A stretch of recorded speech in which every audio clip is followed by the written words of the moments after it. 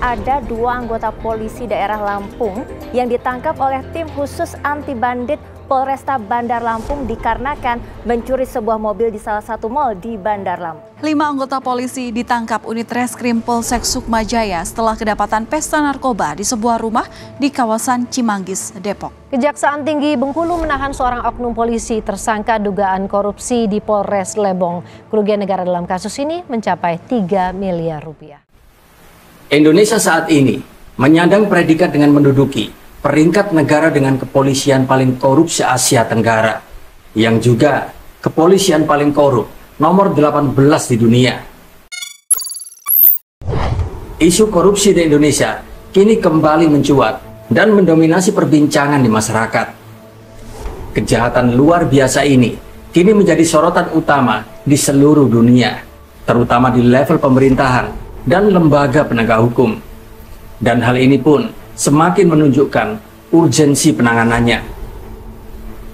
Menurut hasil survei yang telah dirilis oleh Indeks Mundi, yaitu sebuah lembaga independen yang fokus pada penelitian dan analisis, Indonesia saat ini menduduki peringkat pertama sebagai negara dengan tingkat korupsi polisi paling tinggi di Asia Tenggara.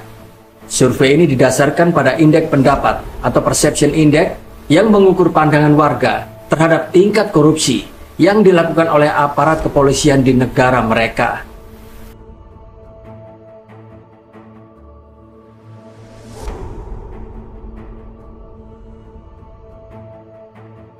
Dalam hasil survei yang telah dirilis oleh Indeks Mundi tersebut, tercatat bahwa tingkat korupsi di jajaran kepolisian Indonesia memperoleh nilai indeks yaitu sebesar 7,56 poin.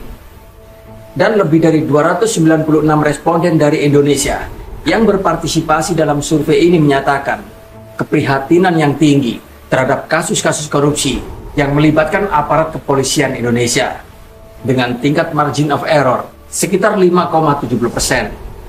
Sementara itu, pada urutan kedua dan ketiga masing-masing dihuni oleh Thailand dengan nilai indeks 7,40 dan Filipina dengan nilai indeks 7,12.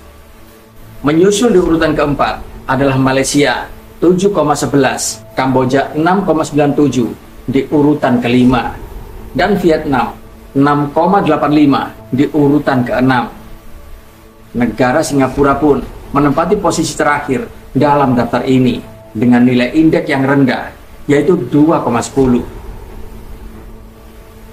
Hal yang menarik dicatat dari survei ini adalah hanya 4 negara di Asia Tenggara yang terbebas dari ranking tingkat korupsi di jajaran kepolisian, yaitu Brunei Darussalam, Myanmar, Laos, serta Timor Leste.